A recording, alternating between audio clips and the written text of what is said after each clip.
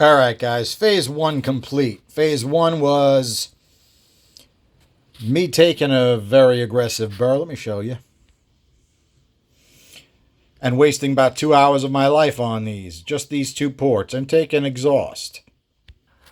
FYI, burr like that can get you in trouble very fast. It'll burn a hole right through anything you're cutting on. So, the valve job hasn't been touched. All I did was use the burr radius into the 45 on the exhaust and shorten up the lower cut on the intake. As far as our liquid, well, that doesn't look bad. That blue is definitely lower in the chamber than it was. All right, I don't know if we can see. You got blue all the way into that corner. Let's take a look at the bore. Okay, the bore looks much different than it was, but it does speckle quite a ways around.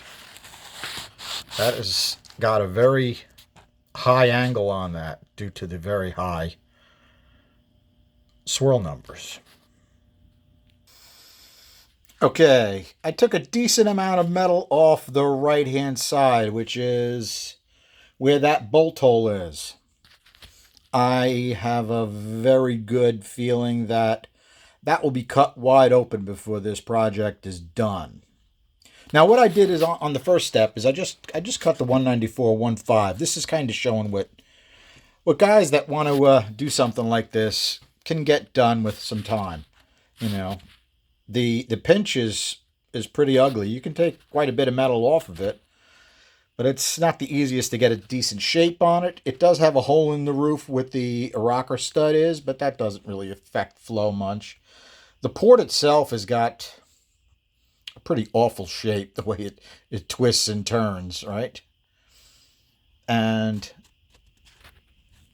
you can probably see some blue on that bolt boss still. If that wall was dead straight, it would help a lot. Now, I did take some metal off the left side, and I took a little bit off the ramp. Let me show you that. Okay, you see that ramp? It's turned a little bit, right?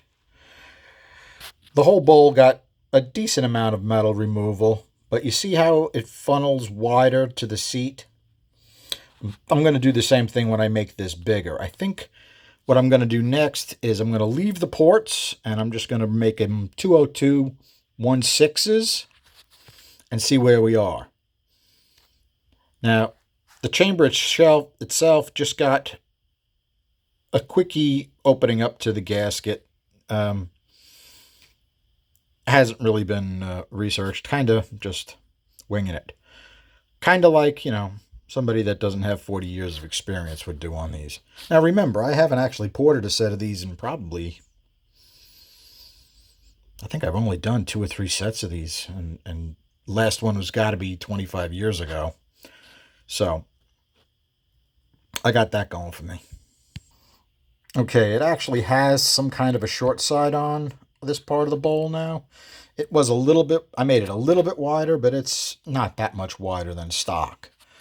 Just to remind you what it looks like before, let me go back to the same port, uncut. Okay, more than a 90-degree turn right there. So they're not looking to get much across the short side. We're trying to get some decent flow numbers. You're going to need a short side. In fact, the short side will get as wide as I can make it without blowing a hole in the casting. Remember, this is the junk casting. It doesn't matter if I make a hole through it. In fact, I'm sure I'll make several holes in it before we're all said and done. Okay, the exhaust got, a little bit of work. Basically, I took the lines and bumps and stuff off of it, and that's it. Did some work on the short side. I'll show you the short side. Nothing has been polished. It's still all burr rough.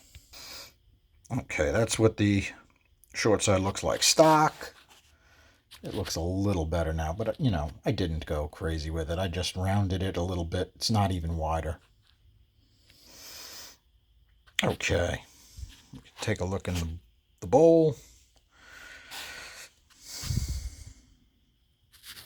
You can still see we come in a lot to give it a little bit of a throat we have to come in quite a bit to give it a throat. When we go to a bigger valve size, the bowl will be relatively straight and then flare out to the valve diameter. That's how I did it back at 88. And I'd like to replicate what I did in 88 or 80, yeah, it was 88. I'd like to replicate that the best I could to see what it actually did. Like, this is very similar to like the first time I ported it out. You know, I mean, I did do a decent valve job on them. I probably put back cuts on the intake and the exhaust because that's what I was doing back then. And like I said, it was definitely a step up, but it wasn't where I wanted it to be. I almost forgot to show you the intake valve. It's completely stock still, but you can see the blue is way wider than it was. The exhaust valve was used just like that. I didn't even grind it. Obviously, the next one will be a 1.6. It'll be a different valve. Okay, exhaust is a basic rough out shape. You can see it wasn't enlarged much. You can still see the paste ooze lines. All right, let's take a look and see how bad our flows are. Okay, as far as how did he do with some, I guess we could call it really deep bowl action and some pinch action and a little bit of chamber deshrouding.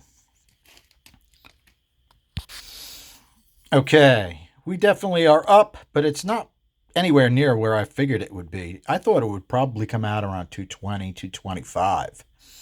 So we only max out at 209 at 600 lift, and I took our speeds from there. But you can see along this curve, everything is better except the very first one. We're still quite low at 300. I was really thinking we would do better than that. As far as our swirl, plus, minus, back and forth, it actually has more swirl. If you look at it overall, it has more swirl than it originally had. Not necessarily what we're looking for. When we're all said and done, we're going to want to knock this speed down. I'm going to guess I'd like it around 2,500. But I may not be able to knock it down that much. Let's take a look at our exhaust. Okay, I told you the exhaust was easy to get gains on.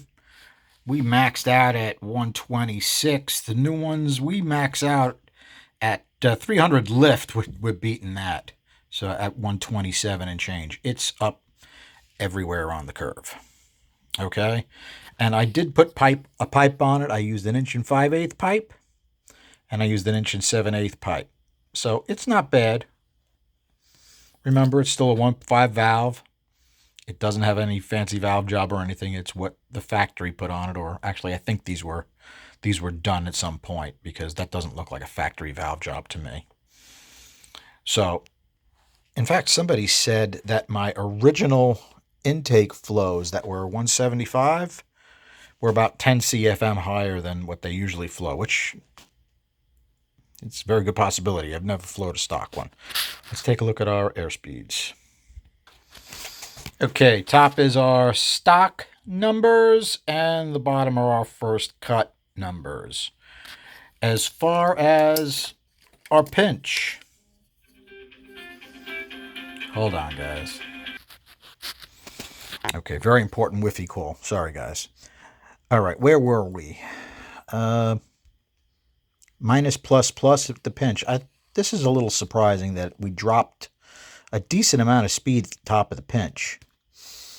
As far as the roof, now remember the center of the cylinder is going right around that boss, right? So that's still high. It's almost exactly the same.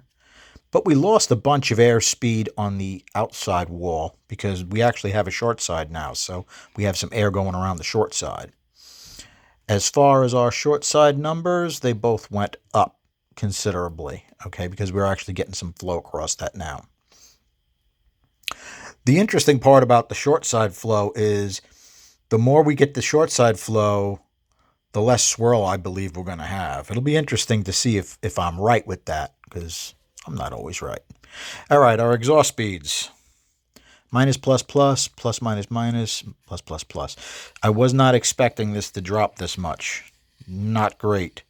Now, I'm willing to bet those are going to come up quite a bit by going to a bigger valve.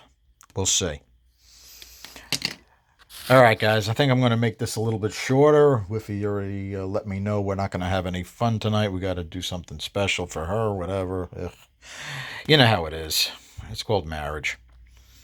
Let me think about where we're going from this. All right, I already told you we're going to do 20216, which means if you have a set of these and you want to see what you can get out of them with some porting and up the valve size a little bit, we'll do that next. All right, guys. Thanks for hanging out. Have a good night.